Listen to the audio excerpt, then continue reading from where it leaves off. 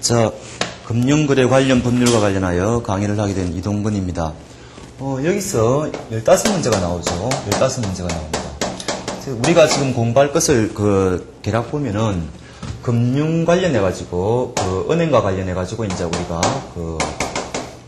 하나 해야 될 게 있고, 그 다음에 보험과 관련해가지고 우리가 봐야 될 게 있고, 정권과 관련해가지고 봐야 될, 크게 나누면 이렇게 세 가지로 나눌 수가 있습니다. 그 다음에 여기서는 우리가 예금을 받는 수신 업무라는 게 있고, 또 우리가 대출을 하는 여신 업무라는 게 있지 않습니까? 그래서 대개 보면은 여기에서 한 10문제 정도 나옵니다. 10문제 정도 나온다고 보시면 되고, 보험 파트에서 한 2문제, 그 다음에 정권 파트에서 한 2-3문제, 이렇게 해가지고 전체적으로 한 15문제 이렇게 되는 거죠. 그 다음에 이쪽에서는 수신 업무 쪽이 조금 더 중요합니다. 여기서 한 6 내지 한 7문제 정도 이렇게 보시면 되고, 여기서 한 3문제 내지 4문제.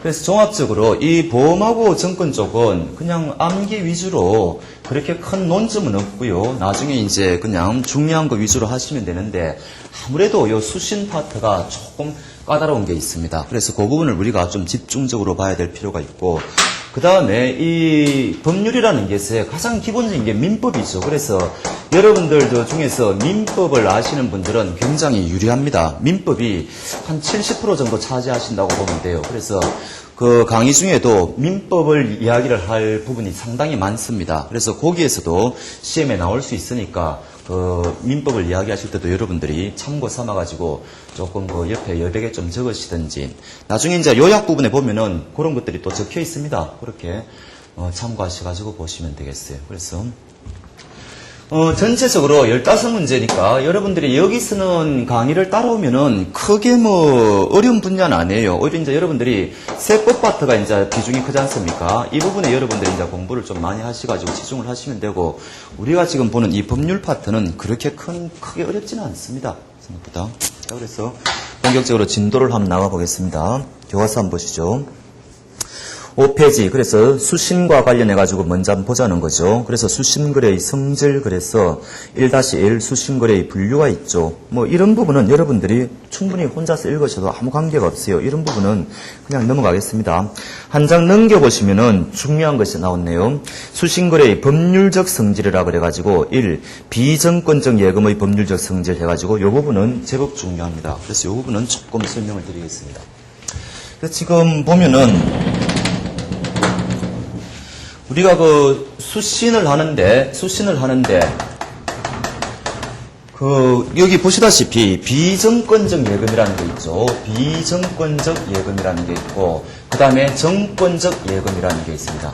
정권적 예금에는 또 두 가지로 나눌 수가 있어요. 특히 이제 지시채권이라 그래가지고 어미나 수표 같은 것을 여러분들이 대표적으로 이제 생각하시면 되고, 또 하나는 무기명 채권이라는 게 있죠. 무기명 채권이라 그래가지고, 요건 여러분들이 CD 같은 거 이제 이런 거 있지 않습니까? 요런 거 이제 생각하시면 되는데, 우리가 일반 보통의 경우에 정서 없이 비정권적으로 우리가 예금을 할 때 요거의 법률적 성질이 뭐냐, 지금 이런 이야기죠. 그래서 교과서에 보시면은 첫째 줄에 보면은 금전 소비임치라는 말이 나오죠. 요거 여러분들이 체크를 해 놓으셔야 됩니다. 소비임치다. 이게 무슨 뜻이냐? 일단은 민법상으로 임치계약이라는 걸 여러분들이 아실 필요가 있습니다. 임치계약. 임치라는 말은 무슨 말인가 하니까 물건을 내가 상대방한테 보관을 시킨다는 뜻이에요. 그러면은 상대방이 일정 기간 동안에 그것을 보관했다가 이제 약속한 기간이 만료되면은 도로 그 물건을 돌려줘야 되지 않습니까? 그런 것을 우리가 임치라 그러는데, 여기는 앞에 특이한 말이 붙었죠. 소비임치라는 말이 붙었습니다.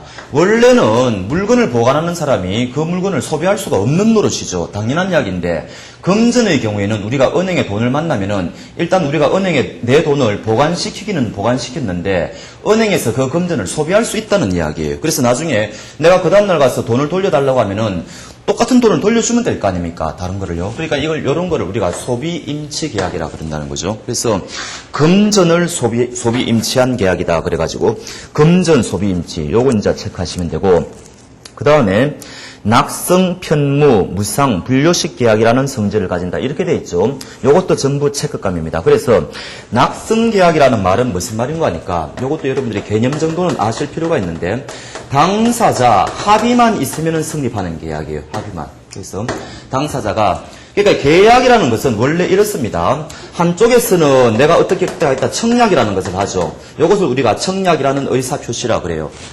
쉽게 말하면 이런 겁니다. A라는 사람이 만약에 어떤 사람이 토지를 팔려고 하는 매도인이라고 생각을 해보십시오. 그 다음에 B라는 사람은 그것을 사려고 하는 매수인이다. 이때 A라는 사람이 내 토지를 1억 원에 팔겠다. 이렇게 먼저 이야기를 한다고 가정할 때 이것을 우리가 청약이라 그래요. 청약이라는 의사표시라고 그럽니다. 자기의 마음속에 있는 의사를 외부에 표시하지 않습니까? 그래서 이걸 청약이라는 의사표시라 그러고, 매수인이 보니까 1억이면 적당하다 생각하면은 이 사람은 그거 사겠다고 그렇게 하겠죠. 1억에 사겠다. 이것도 역시 의사표시인데 요 청약에 대해서 자기가 동의를 하는 거지 않습니까? 그래서 요때 우리는 요거를 성낙이라 그래요. 그래서 계약이라는 것은 혼자서 일방적으로 하는 게 아니죠. 양 당사자의 청약과 이 성낙이라는 의사표시의 합치가 있어야 되는 겁니다. 합치. 그래서 양 당사자가 의사표시가 합치가 있으면은 비로소 매매계약이라는 게 성립을 해요. 매매계약이라는 게 성립을 합니다. 그래서 이럴 때 이 당사자의 의사표시 합치만으로 계약이 성립하는 것을 낙성계약이라고 그래요. 실제로 물건이 왔다 갔다 할 필요는 없다는 거죠. 당사자의 의사만 합치하면 된다. 요거하고 대비되는 개념이 무슨 말인 거니까 요물계약이라는 말이 있어요. 요물계약.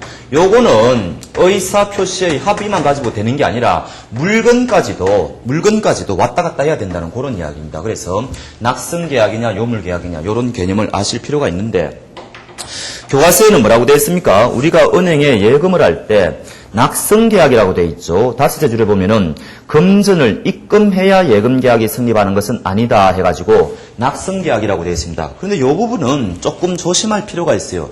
요거는 이제 학자들이 주로 이야기하는 거고, 실무에서는 우리가 이제 실제로 소송이 벌어질 때 법원에 가가지고 결국은 분쟁을 해결하지 않습니까?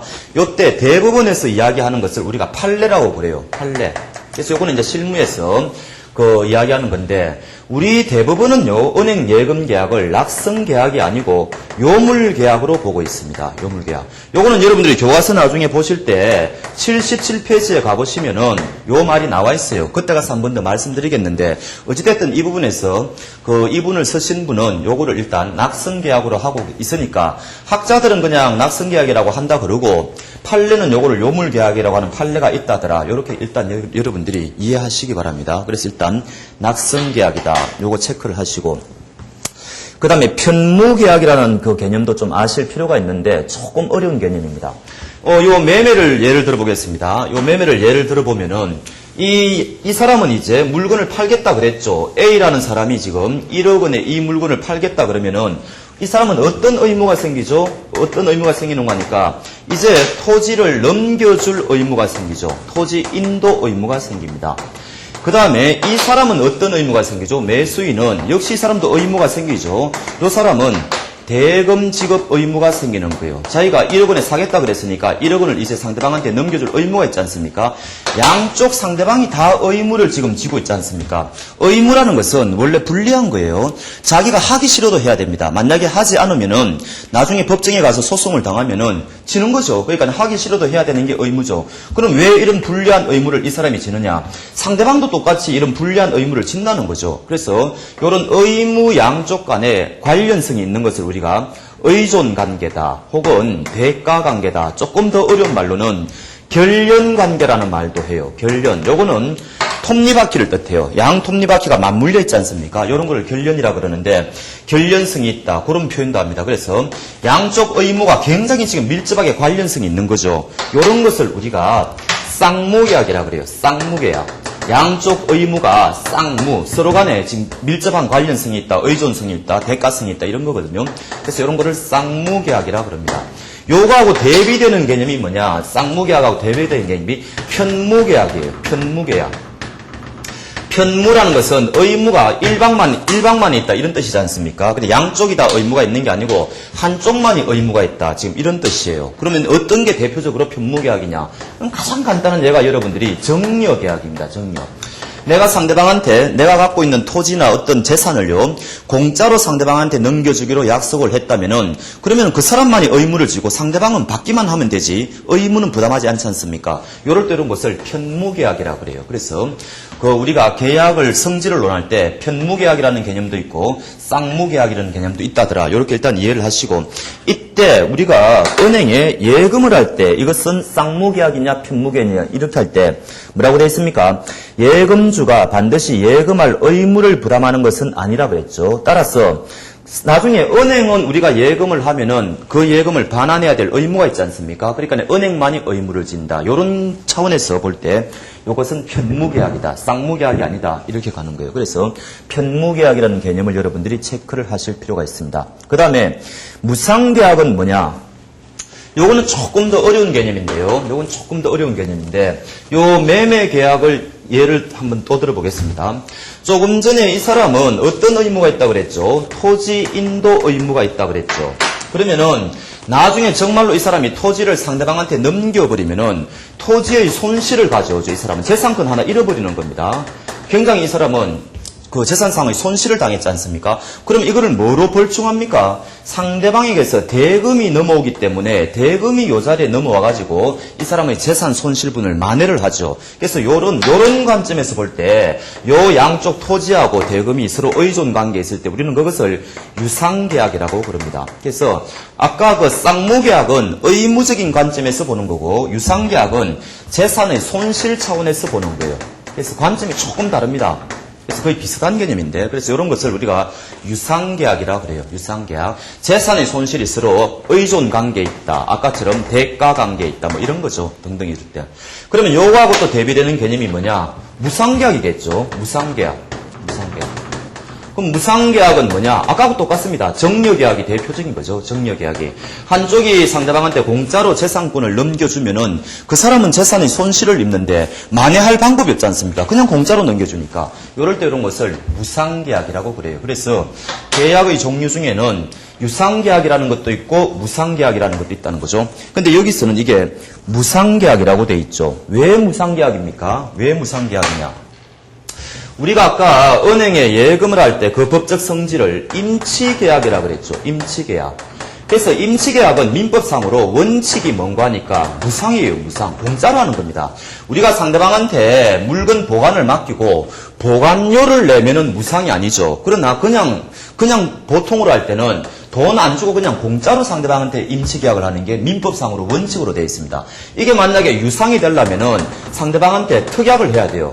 무슨 물건을 맡기면서 내가 보관료 주겠다 이런 식으로요. 근데 우리가 은행에 예금을 할 때 보관료를 주지 않지 않습니까? 그러니까 우리는 지금 임치계약을 한 건데 일종의 임치계약을 한 건데 공짜로 하는 거니까 무상계약이다 이렇게 되는 거죠. 그래서 거기 보면은 무상계약이다 그런 말이 있죠.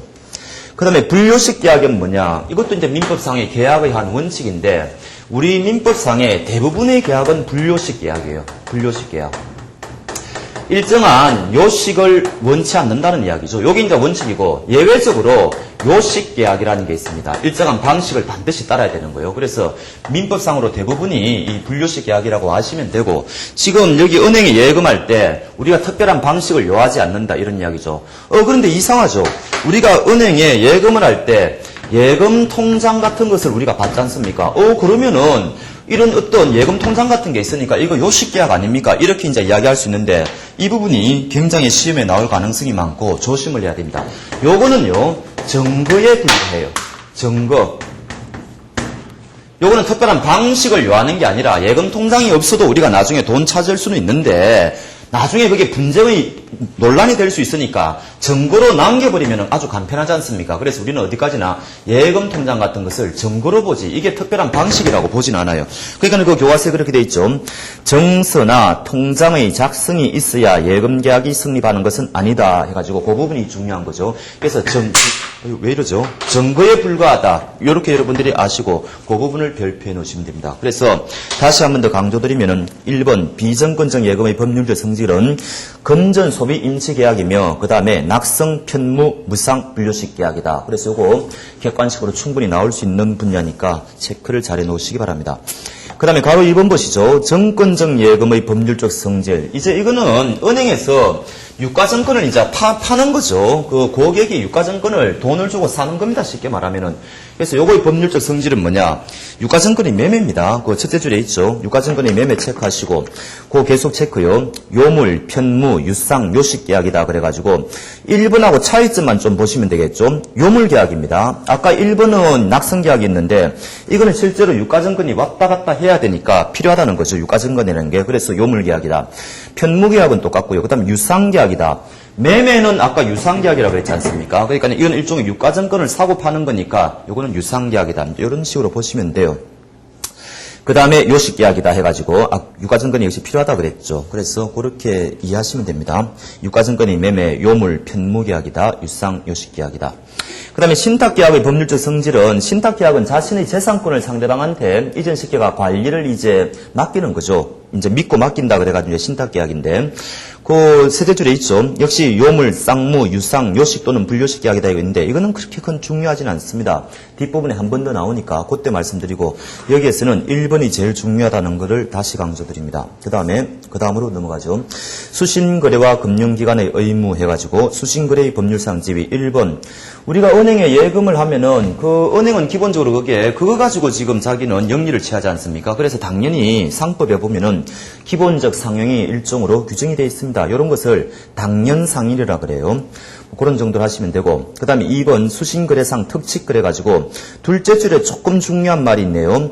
임치를 받으면 무상이라 하여도 선량한 관리자의 주의 의무가 있다. 그래서 민법상의 관리 의무의 대원칙입니다. 선량한 관리자의 주의 의무라 그래가지고 요 말은 앞으로 자주 나오니까 여러분들이 아셔야 되는 선량한 관리자의 주의 의무다.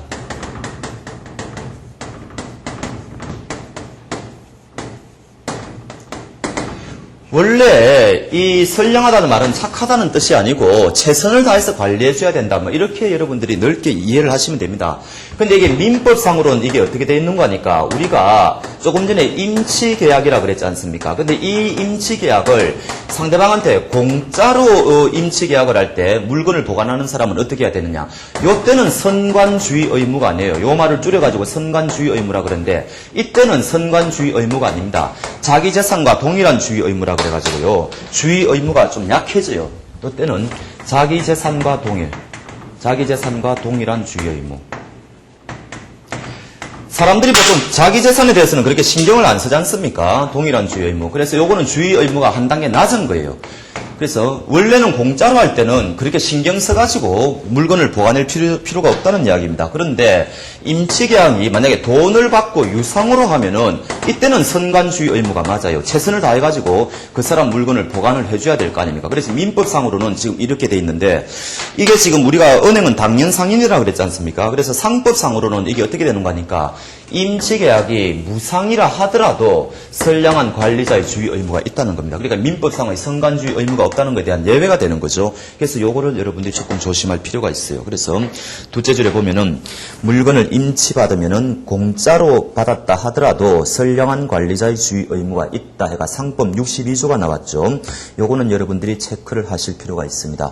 그 다음에 2-2번 수신거래와 금융기관의 의무 보시죠. 그러면은 금융기관은 최선을 다해서 그 사람의 예금주 고객을 갖다 고객의 돈을 관리를 해줄 의무가 있다 그랬지 않습니까? 그럼 구체적으로 어떻게 있느냐 이 이야기죠.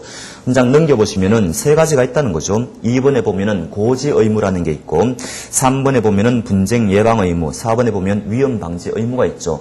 요건 여러분들이 제목 정도로만 아시면 돼요. 여러분들이 다 내용을 아실 수가 있는 겁니다.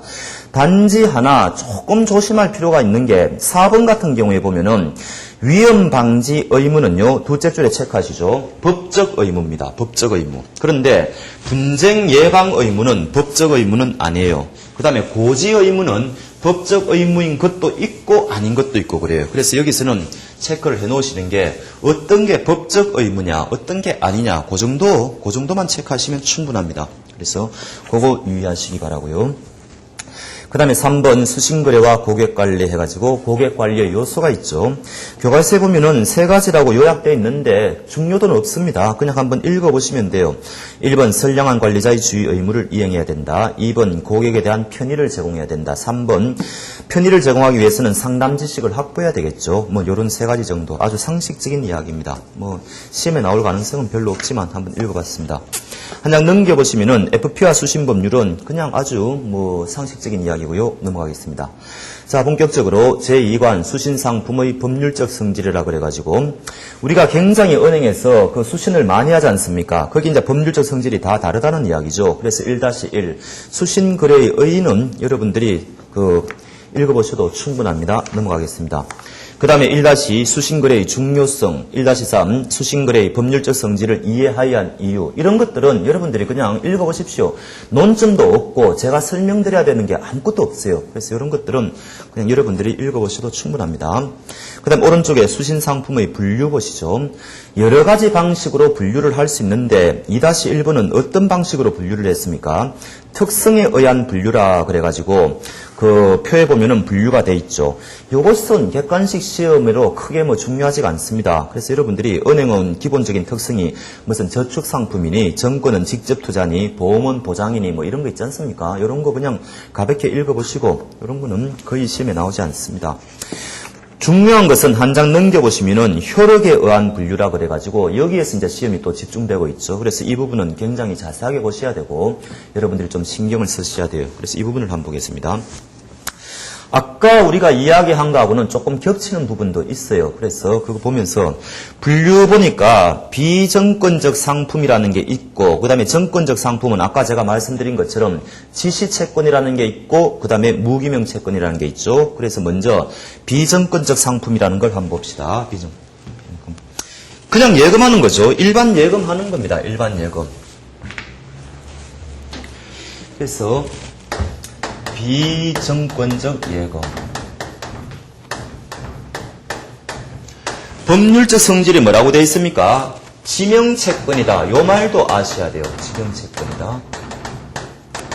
지명채권이라는 말은 채권자가 지금 지명되어 있다. 이런 이야기입니다. 채권자가 특정되어 있다. 지명되어 있다. 지금 이런 이야기예요. 지명되어 있는 채권이다. 그래서 우리가 지금 하는 모든 대부분의 채권은 사실은 지명채권이에요. 앞에 지명이라는 말이 생략되었다고 해도 과언이 아닙니다. 가령 그렇지 않습니까? A라는 지금 고객이 있는데 이 사람이 지금 예금주라는 이야기죠. 그러면은 이 B라는 은행 가가지고 지금 우리가 조금 전에 뭐라 그랬습니까? 이게 소비 임치 계약이라 그랬죠. 은행하고 은행에 우리가 예금을 맡기면은 소비 임치 계약을 맺은 건데 나중에 만약에 이 사람이 1,000만 원을 입금했다고 칩시다. 그러면 나중에 은행은 누구한테 이 돈을 줘야 됩니까? 채권자가 누굽니까? A라는 고객으로 지금 특정되어 있지 않습니까? 그러니까 이런 것을 우리가 지명채권이라고 그럽니다. 지명채권. 그래서 지명채권이라는 말씀도 아실 필요가 있고 얘는 뭐 여러분들이 김영식 예금이라든지 당연하죠. 그 다음 성립은 아까 우리가 반복이죠. 정서나 통장의 작성은 예금의 성립 요건이 아니다. 요거는 증거에 불과하다. 계속해서 강조점을 드립니다. 시험에 충분히 나올 수 있고요. 그 다음에 만약에 소멸 부분에 보면은 소멸 지금 두 개 연결되어 있는데 그 앞에 소멸은 그냥 법적 효과라고 보셔도 무방합니다. 여하튼 뭐 이런 일이 벌어졌다는 거죠. 이 사람이 예금 통장을 지금 가지고 있을 거 아닙니까? 이 예금 통장 같은 이런 거나 정서를 가지고 있을 건데 이거를 이 사람이 만약에 분실을 했다, 아니면 도난을 당했다, 아니면은 뭐 완전히 불에 타가지고 멸실됐다 등등 이렇게 할 때는 이거 어떡할 거냐 지금 이런 이야기죠. 이 예금 통장이 이건 아까 증거에 불과하다 그랬으니까 이게 있고 없고 간에 이 사람 권리가 바뀌는 게 아니죠. 당연히 A는 B에게 돈을 달라고 할 수 있는데 이때 B 입장에서는 그냥 이 사람이 통장도 없는데 B가 A에게 돈을 줄 리는 만무하죠. 그러니까 일정한 절차를 걸쳐서 재발부하면 됩니다. 이때는 재발부하면 됩니다. 은행에 분실 신고 내고 재발부하지 않습니까? 그렇게 하면 간단하다는 이야기죠. 그게 첫 번째 줄에 있죠. 멸실, 분실, 도난 등 사고 신고 시에는 본인 확인만 하면 된다. 재발부하면 된다는 겁니다. 그래서 본인 확인이 밑줄감입니다. 그 다음에 두 번째 보니까 양도나 질권 설정 시 해가지고 요거는 조금 여러분들이 보실 필요가 있어요. 보실 필요가 있습니다. 그래서 좀 양도요. 양도. 조금 전에 보신 것처럼 A라는 사람이 지금 B라는 사람한테 돈 1억 받을 이 지금 채권이 있지 않습니까? 지명채권이라 그랬죠. 이런 거를 지명채권이라 그러는데, 그럼 원래는 이제 A가 이 사람이 채권자가 되어가지고 B에게 지금 돈을 받을 거 아닙니까? 지금 채권자 채무자 관계가 됐는데, A라는 사람이 이 C한테 채권을 넘겨줄 수가 있어요. 그런 것을 우리는 채권의 양도라 그럽니다. 채권의 양도. 그러니까 채권도 이것도 하나의 재산권이죠.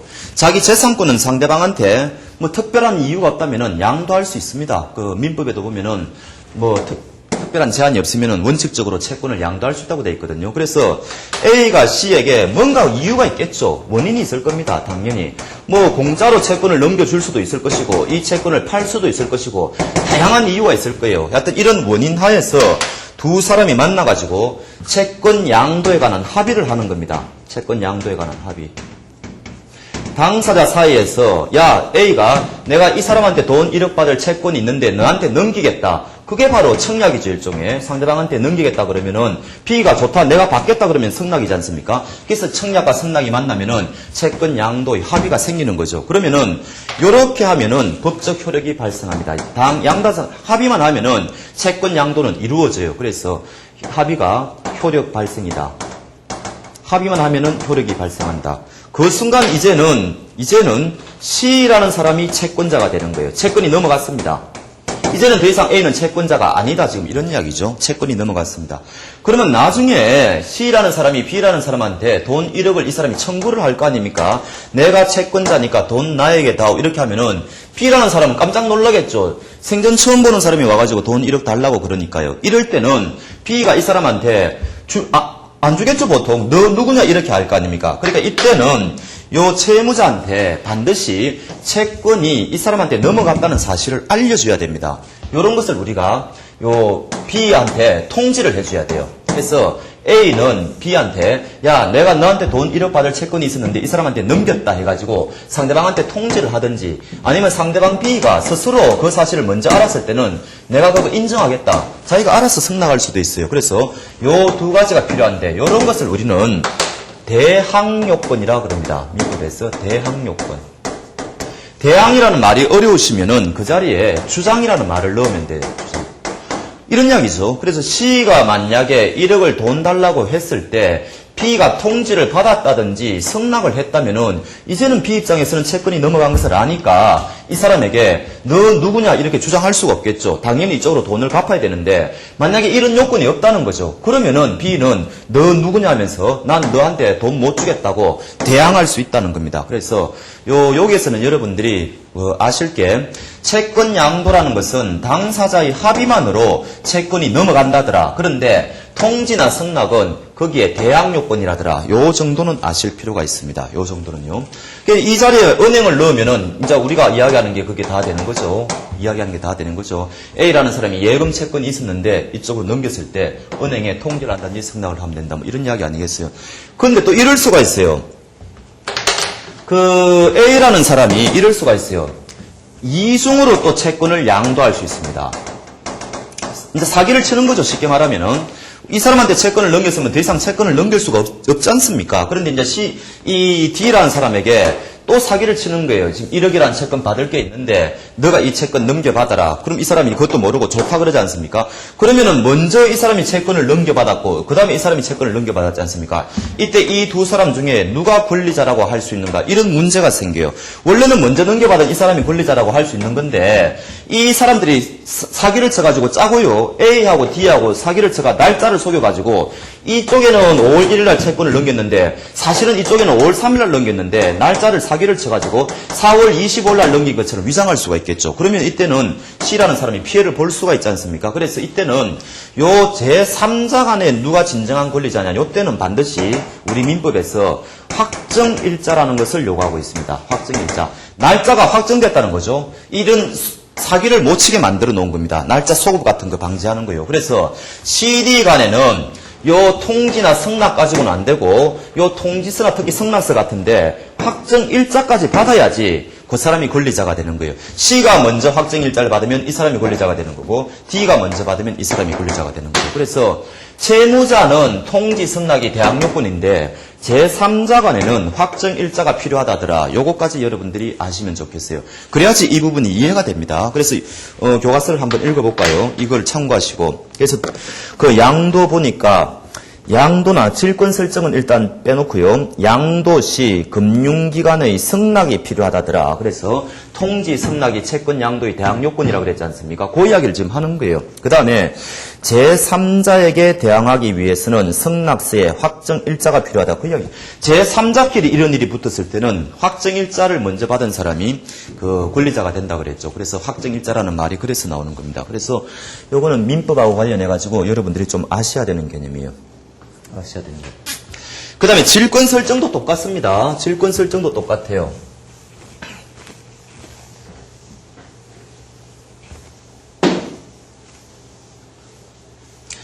질권에 대해서 나중에 어차피 여러분들이 아셔야 되니까 간략하게 기본적인 거는 말씀드려 보겠습니다. 동산질권이라는 개념을 간략하게 말씀드려 볼게요. A라는 사람이 지금 B라는 사람한테 돈을 빌리러 갑니다. 근데 B라는 사람은 신용대출을 해주기를 꺼려하니까 담보를 요구하겠죠. 이때 A라는 사람이 가지고 있는 게 만약에 동산이다. 우리 민법에 이제 크게 물건을 분류하면은 부동산하고 동산으로 분류하지 않습니까? 일단 여러분들은 부동산은 두 가지가 있다. 이렇게 일단 아십시오. 토지하고 건물하고 두 가지가 있다. 이렇게 일단 아시면 되고, 이거 이외의 것들은 원칙적으로 동산이라더라. 일단 이렇게 아시면 됩니다. 그러면은 A라는 사람이 보석 같은 동산을 가지고 있지 않습니까? 그러면은 A가 B에게 만약에 돈 300만 원 빌릴 때 B가 담보를 요구하는데 A가 가진 게 동산밖에 없다. 이러면은 보석을 이 사람한테 넘겨주면 돼요. 그래서 보석을 이런 거를 질물이라고 그럽니다. 질물. 쉽게 말하면 인질로 잡혀 있는 거죠. 그래서 나중에 A라는 사람이 300만 원을 안 갚아버리면은 B라는 사람은 보석을 경매 청구를 하면 됩니다. 그래서 경매를 하면은 경매대금이 나올 거 아닙니까? 그 경매대금에서 자기가 제일 먼저 돈을 받아가면 되는 거예요. 이런 것을 우선견제권이라고 그래요. 그러면 B라는 사람은 돈 300만 원 뗄 염려가 없겠죠. 자기가 보석을 가지고 있으니까 든든하지 않습니까? 물론 이제 경매 넣으면은 절차도 번거롭고 시간도 소요되고 귀찮죠. 그런 건 있지만 어찌됐든 300만 원 뗄 염려는 없다. 이런 이야기입니다. 이런 것을 우리가 담보물건이라고 해요. 담보물건. 그러니까 요 채권에 대한 변제력을 확보하기 위해서 뭔가 담보로 잡아 넣는다는 거죠. 그래서 동산의 경우에는 질권이라는 걸 설정해야 되고 반드시 요 보석을, 질물을 상대방 B에게 점유를 이전해 줘야 됩니다. 그래서 점유를 이전해 줘야 됩니다. 그럼 요 B라는 채권자가 그 이제 보석, 질물을 자기가 갖고 있는 거죠. 왜 점유를 이전해야 되는 거니까? 이 사람이 만약에 동산을 여전히 가지고 있으면은 이 사람이 채무를 갚을 생각을 안 하겠죠. 그래서 이런 것을 유치적 효력이라고 그래요. 심리적 압박을 좀 가하는 겁니다. 심리적 압박. 그래서 이런 이제 동산 질권은 그런 건데, 질권 중에는 채권 질권이라는 것도 있어요. 채권 질권. 꼭 동산만이 질권의 대상이 아니라는 거죠. 그래서 채권 질권이라는 것도 있다. 조금 전에 이런 이야기입니다. A라는 사람이 지금 B라는 사람한테 지금 돈 1000만 원 받을 채권이 있다고 생각해 보십시오. 그래서 이 사람이 지금 채권자고 지금 이 사람은 채무자다. 근데 요 돈 1000만 원 받을 권리는 있는데 이 변제기가 아주 까마득히 멀었어요. 변제기가 10월 31일입니다. 그러면은 아직 10월 31일이 되려면 한참 멀었지 않습니까? 그런데 오늘 시점에서 당장 A라는 사람이 돈이 필요하다. 그래서 C라는 사람한테 돈을 구우러 가보니까 C라는 사람이 돈을 빌려주는데 담보를 요구할 거 아닙니까? 이때 요 사람이 요 1000만 원 받은 채권을 이 사람한테 담보로 제공하는 거예요. 이런 것을 우리가 채권 질권이라고 그럽니다. 그러면 나중에 C가 이쪽으로 돈 1000만 원 빌려주고 나중에 A가 안 갚아버리면은 C가 이 B한테 가가지고 이 채권을 직접 행사해버리는 게 가능해요. 직접 청구가 가능합니다. 이런 시스템을 우리는 채권 질권이라고 그럽니다. 그러니까 여기 만약에 요때 요 B가 은행이라면은 시스템이 똑같다는 거죠. A라는 사람이 B에게 예금 채권 1000만 원 가지고 있는데 여기 정기예금이 돼가지고 변제기가 10월 31일이면은 요날 돈 찾을 수 있으니까 요거를 담보로 해가지고 이 사람한테 돈 빌리러 가면 된다는 거죠. 그래서 이 사람이 그거를 담보로 해서 A가 나중에 돈 1000만 원 돌려주면은 아무 문제가 없는데 1000만 원을 안 돌려주면은 C가 이쪽으로 가가지고 요 1000만 원을 직접 자기가 받아가면 되는 그런 시스템입니다. 채권 질권. 그래서 그거 읽어보시면은 역시 이때 질권 설정 시에도 채권 양도하고 아까 구조가 비슷하죠. 이때 은행은 그 사실을 알아야 될 거 아닙니까? 그래서 이 은행은 승낙 같은 게 필요하고 이 사람이 또 다른데 또 이중으로 또 채권을 이런 식으로 질권을 설정한다든지 채권을 양도한다든지 해가지고 또 이중 플레이를 할 수가 있겠죠. 사기를 쳐가지고 똑같습니다. 이때 이 두 사람 중에는 누가 권리자냐? 확정일자가 필요하다는 거죠. 아까 채권 양도하고 시스템이 똑같아요. 그래서 두 번째 줄에 읽어보시면은 질권 설정 시 금융기관의 승낙이 필요하다. 그래서 제3자에게 대항하기 위해서는 승낙세 확정일자가 필요하다는 게 그런 이야기입니다. 그런 이야기입니다. 그 다음에 압류 시에는 이것도 이제 여러분들이 조금 개념을 아셔야 되겠죠.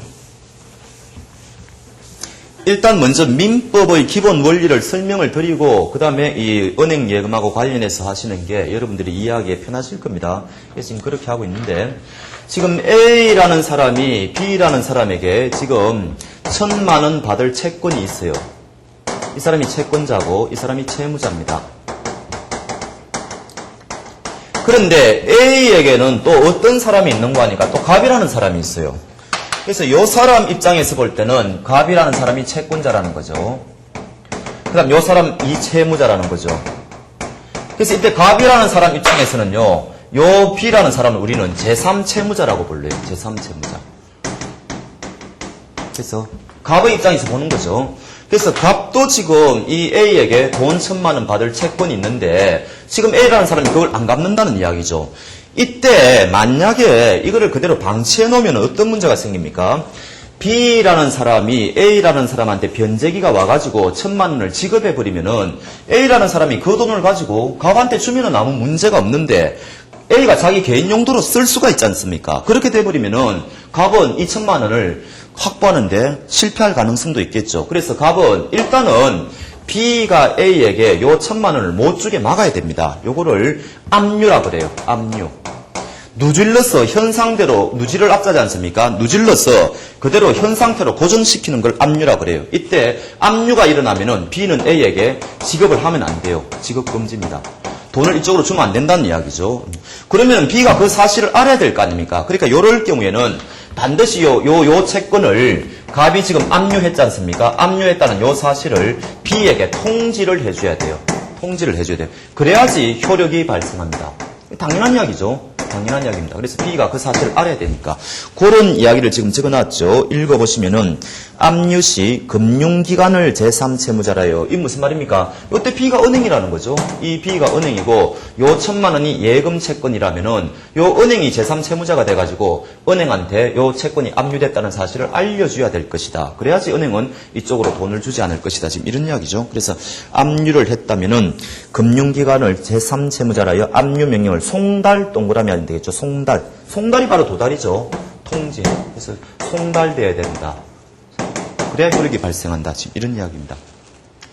그 다음에 압류는 어디까지나 지급 금지된 거죠. 여기서 한 가지 더 여러분들이 가셔야 되는데 여기서 압류 플러스 두 가지 중에 하나를 받아야 돼요. 또 전부 명령이라는 것을 또 받아야 되든지 아니면은 추심 명령이라는 것을 또 받아야 됩니다.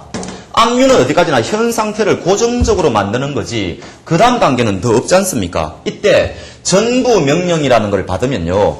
요 채권 자체가 원래는 A가 B에 대해서 요 예금 채권 1,000만 원 받을 게 있지 않습니까? 전부 명령을 받아버리면은 채권 자체가 이쪽으로 이동을 해버려요. 갑이 B한테 가가지고 내가 거기에 대한 채권자니까 내한테 돈 달라고 할 수가 있습니다. 요게 바로 전부 명령이에요. 그래서 압류를 하고 추가적으로 전부 명령을 받으면 이제 갑이 이쪽으로 와서 직접 돈 받아가면 된다. 지금 이런 이야기예요. 추심 명령은 뭔가 하니까 채권 자체가 이전하지는 않습니다. 여전히 A라는 사람에게 A가 B에게 돈 받을 채권자이면은 틀림이 없는데 갑에게는 뭐가 생기는 거 하니까 추심권이 생겨요. 추심권. 돈 받으러 갈 수 있는 권한이 생긴다는 거죠. 그래서 갑이 B한테 가가지고 내가 요 1,000만 원에 대해서 추심 권한을 내가 가져왔으니까 추심 명령을 받아가지고 추심권이 있으니까 내한테 돈 주십시오. 이렇게 하면은 B는 이쪽으로 이제 돈을 줘야 된다는 거죠. 그런 시스템입니다. 뭐 일장일단이 있어요. 여하튼 전부 명령을 받든 추심 명령을 받든 받아야 된다. 나중에 또 마지막으로 한 가지 부가 드리자면은 전부 명령은 나중에 가보면은 채권자 간에 이 사람이 무슨 변제권이 있어요. 나중에 한 번 더 나오는데 추심 명령은 그게 없습니다. 그 추심 명령을 여러 사람이 받았을 때는 그 우선 변제권이 없어요. 그래서 그거는 그때 관련되는 부분에서 설명을 드리겠습니다. 그래서 어떤 요런 시스템이라는 거를 여러분들이 보시기 바랍니다. 앞부분에서 조금 이렇게 자세하게 해놓으시면은 나중에 뒷부분 공부하실 때 굉장히 편합니다. 그래서 제가 일부러 자세하게 하고 일단 민법의 처음 이론을 말씀드리고 은행 예금하고 같이 하는 거니까 그렇게 이해를 해주시면 돼요. 그 다음에 소멸을 보시죠. 또 굉장히 중요한 말이 나오는데요. 직업시 선이 무과실이면 면책이 된다. 이것도 여러분들이 꼭 아셔야 되는 부분이죠. 굉장히 중요합니다. 지금 이런 일이 있다고 생각해 보세요. A라는 사람이 지금 B은행에 1,000만 원 지금 채권이 있습니다. 1,000만 원 예금 채권이 있어요. 1,000만 원 예금 채권. 그런데 C라는 사람이 굉장히 이 사람이 위조범이라든지 아니면 절도범일 수도 있어요. 그래서 이 사람이 통장도 위조를 했다든지 훔쳐오고요. 그 다음에 인감도 훔쳐오고 해가지고 이 사람이 다 가져온 겁니다, 지금. 그래서 C가 이쪽으로 은행 가가지고 자기가 권리자인 것처럼 행사해가지고 지금 1,000만 원을 청구했다는 그런 이야기입니다. 이런 거를 우리가 한번 예상을 해보자, 지금 이런 이야기입니다. 자, 이때 A라는 사람이 채권자죠. 통장을 훔쳐봤다든지 위조했다고 해서 이 사람이 권리자가 되는 게 아닙니다. 이 사람은 여전히 무권리자예요. 무권리자. 그러니까 여전히 돈 받을 권리는 A가 있다. 지금 이런 이야기죠. 그런데 C는 지금 이 사람이 통장하고 인감을 자기가 가지고 있지 않습니까? 그러니까 요 1,000만 원에 대해서 우리가 외견상 보기에는 누가 보더라도 C가 권리자인 것처럼 보이죠. 사실은 무권리자인데 이렇게 통장하고 인감을 우리가 갖고 있는 것을 채권의 준점유라고 그래요. 준점유. 점유라는 말이 무슨 말인가 하니까 여러분들이 지금 책을 점유하고 있다는 말은 점유라는 말은 사실상 지배라는 뜻이에요. 어떤 물건에 대해서 그 사람이 사실상 지배하고 있으면 점유라 그러는데 채권은 물건이 아니지 않습니까? 그러니까 거기에 준자를 붙여놓은 거예요. 그래서 점유하고 똑같다고 생각하시면 돼요. 그래서 이 사람이 C라는 사람이 지금 돈 1,000만 원 채권에 대해서 사실상 지금 지배를 하고 있지 않습니까? 행사를 하고 있죠. 요때 우리는 이 C라는 사람을 채권의 준점유자라고 부릅니다. 그러면 은행 입장에서는 이게 어떻게 됩니까? C라는 사람이 은행에 와가지고 통장과 인감을 들이대밀면서 돈 1,000만 원 달라고 하면은 B은행은 얘가 권리자라고 착각을 할 거 아닙니까? 그래서 이런 것을 법적인 용어로 선이라고 그래요. 선이. 선이라는 말은 착하다라는 말이 아니고 어떤 사실을 모르는 것을 선이자라 그럽니다. 그럼 여기서는 무엇을 모른다는 이야기입니까? 이 사람이 사실은 무권리자인데 권리자인 걸 지금 은행이 착각하고 있는 거죠. C가 무권리자인 것을 지금 모르는 거예요. 그걸 우리가 선이라고 그래요.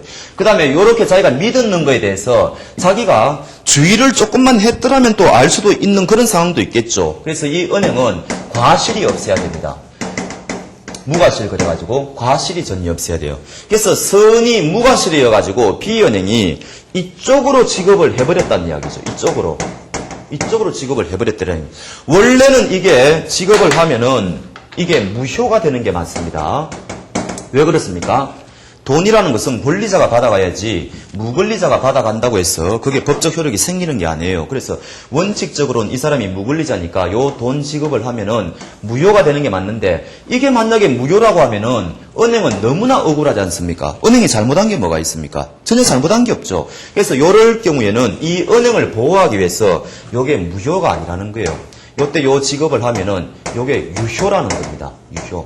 요게 민법 470조에 있는 거예요. 민법 470조에 가보면은 채권의 준점유자에 대한 변제라는 파트입니다. 채권의 준점유자에 대한 변제. 이 사람이 채권을 지금 준점유하고 있다고 그랬죠. 요 사람에 대해서 은행이 변제를 했지 않습니까? 요거는 유효하다는 거. 그래서 요 은행은 면책이 됩니다. 면책. 요게 핵심이에요. 요게 핵심이에요. 그럼 은행은 이제 면책이 되었으니까 어떻게 됩니까? 은행은 이제 더 이상 아무 관련이 없어요. 나머지 문제는 A하고 C 두 사람이 알아서 해야 되는 거예요. 요 채권은 이제 없어졌어요. 1,000만 원 예금 채권은. 이 사람이 이런 행위를 했기 때문에 더 이상 이쪽으로 이 사람 돈 달라고 할 수 없어요. 이때 채권자는 C라는 사람을 찾아가가지고 부당이득 돌려달라고 해야 돼요. 부당이득 반환 청구. 당신이 지금 돈 1,000만 원 받아간 것은 이 사람이 무권리자지 않습니까? 그게 부당이득을 한 거죠. 그건 내 돈이니까 돌려주시오. 이런 권리를 행사한다든지 아니면은 당신 불법행위 했다. 불법행위 위조라든지 절도는 불법행위지 않습니까? 불법행위를 하면은 피해자는 반드시 손해배상 청구권이라는 게 있어요. 그러니까 이 권리를 행사하든지 이 권리를 행사하든지 이 A는 C를 찾아가가지고 돈 돌려달라고 해야 됩니다. 그런데 C가 지금 위조범이나 절도범이면은 벌써 이 돈 가지고 뭔가 잠적을 했겠죠. 결국은 이럴 경우에 A가 피해를 본다는 이야기예요. 그래서 요 은행이 면책되는 아주 중요한 규정, 채권의 준점유자에 대한 변제, 그런 이야기입니다. 그래서 그거 보시면은 소멸돼 있죠. 직업시 선의 무과실이면 면책된다는 말은 무슨 이야기입니까? 무권리자에게 직업이라는 말이 지금 전제가 깔려 있는 겁니다. 그래서 은행이 설령 무권리자에게 직업을 했다 하더라도 요건이 뭐라고요? 이 사람이 채권을 준점유해야 됩니다. 그 다음에 은행은 선의 무과실해야 된다. 이럴 때는 은행은 면책된다더라. 요게 핵심입니다. 그래서 굉장히 중요한 부분이다. 지금 이런 이야기죠. 그래서 비정권적 상품은 제가 설명을 좀 상세하게 드렸고요. 그 다음에 정권적 상품은 아까 두 가지 종류가 있다고 그랬죠. 지시채권하고 무기명채권이 있다고 그랬습니다. 그래서 지시채권만 간략하게 보죠. 정권적 어려우면은 여러분들이 예를 하나씩만 아시면 돼요. 지시채권은 대표적인 것이 엄입니다. 아니면 당자수표 같은 거.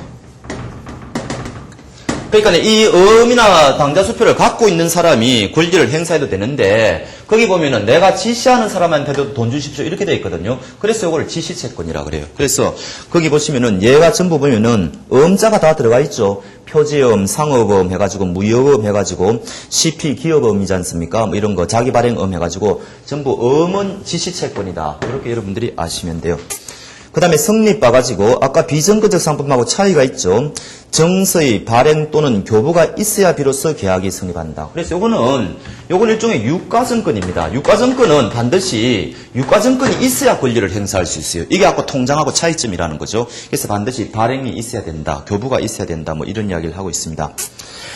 그 다음에 멸실, 분실, 도난 등 사고 신고 시 재건 판결을 얻어야 권리 행사가 가능하다. 요거는 조금 설명이 필요한데요. 요 쪼가리는 일반 종이하고는 조금 다르죠. 여기에 채권이 화체되어 있다. 이런 표현을 써요. 그러니까 요 유가증권이라는 요 종이 안에 받을 수 있는 권리를 내포하고 있는 겁니다. 요게 지금 일체가 되어 있어요. 지금 일체. 그래서 요 엄을 내밀면은 이 사람은 요게 적혀 있는 금액만큼 돈 받을 수 있는 권리가 있구나. 이렇게 우리가 지금 인정을 하는 제도지 않습니까? 요게 유가증권이라는 거예요. 근데 만약에 이 사람이 이거를 분실을 한다든지 멸실을 한다든지 이렇게 돼버리지 않습니까? 그러면 어떻게 되느냐? 요 유가증권을 일단 무효화시키는 작업이 필요해요. 무효화. 그래서 요걸 우리는 재건 판결이라 그래요. 재건 판결. 권리를 없애버린다는 거죠. 그래서 이 유가증권을 일단 없애버리고 유가증권 없이도 권리를 행사할 수 있는 그런 길을 터주는 겁니다. 이런 것을 우리가 재건 판결이라고 그러고 뒷부분에 가면은 상세하게 나옵니다. 그때 말씀드릴게요. 그러니까 이게 유가증권일 경우에는 반드시 재건 판결이 필요하다는 거죠. 아까 그냥 일반 은행 예금 같은 경우에는 그냥 가서 본인 확인만 하면 된다고 그랬지 않습니까? 그런 점에서 차이가 있다. 지금 그런 이야기가 되겠습니다.